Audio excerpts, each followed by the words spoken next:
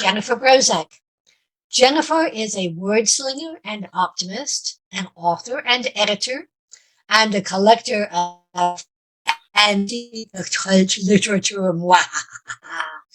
She believes the best thing about being a full-time, freelance publishing industry professional is the fact that she gets to choose which 60 hours of the week she works.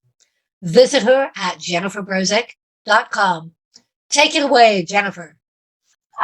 Thank you so much, Sarah. Okay, so I'm going to be reading, the story I'm reading from is from the second book in the Karen Wilson Chronicles quartet. It's now sold in omnibus form. Set in the supernaturally active city of Kendrick, located in the Pacific Northwest, Corelli is a secondary character who becomes a main character by the last book in the series. I just liked her too much not to write more about her. It was never a good thing when her tattoo started itching. Corelli looked down at the simple line tattoo of an eye inside a pyramid on the back of her plump right hand. When the all-seeing eye woke, it meant that people were watching her with a specific intent. People she was not already aware of. She raised her head and looked around. There, in front of her, two scruffy guys walked towards her with a purpose. She looked behind her and saw a third, a girl, closing in.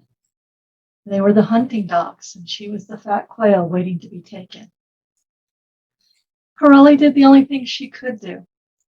She dug into her purse, pulled out a few red-hot candies, and ate them. The cinnamon flavor burned in her mouth and gave her confidence as it warmed her body. There was magic in the taste, mixing with the sudden adrenaline of fear. And the sugar didn't hurt. Hey, Corelli, Reggie wants to see you, Mike said.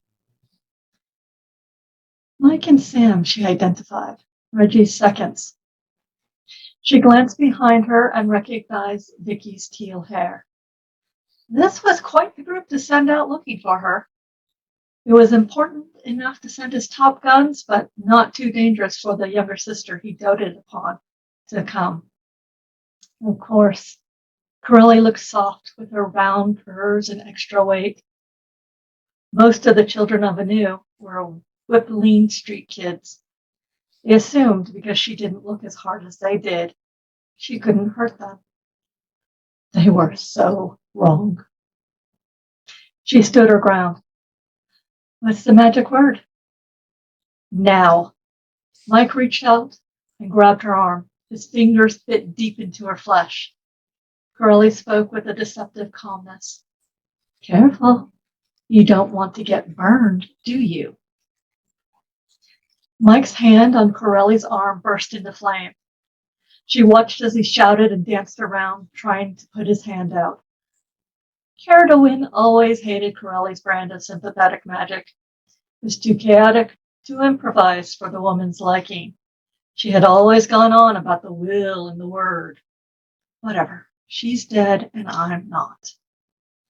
You'll continue to burn until I stop it, Corelli said. If nothing else, it should teach you some manners. Please, Vicky stepped up. Please, would you join us for a talk? Corelli smiled a full and generous smile.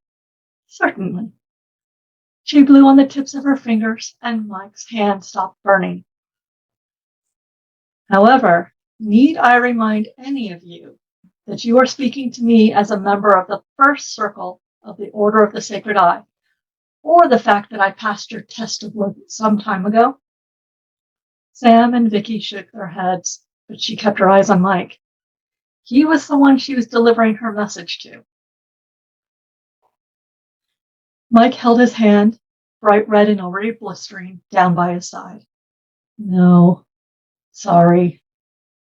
His tone, sulky and petulant, also held a note of wary respect. Good.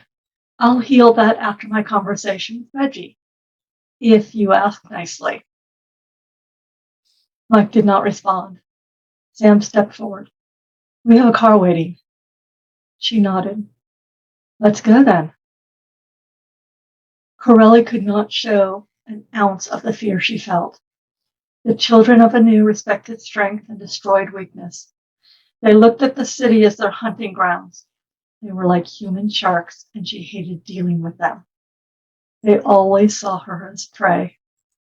This time, she had no choice but to be strong and fearless and teach them that looks could be deceiving. I hope you've enjoyed your very brief foray into the city of Kendrick. If you like what you've heard, I've actually written a brand new Kendrick story for the Heroic Hearts anthology, edited by Carrie Hughes and Jim Butcher. That anthology will be out in May. Also, this was a very big week for me. My latest Shadowrun novel, Elf in Black, was just released this week. I hope you take a look. Thank you for listening.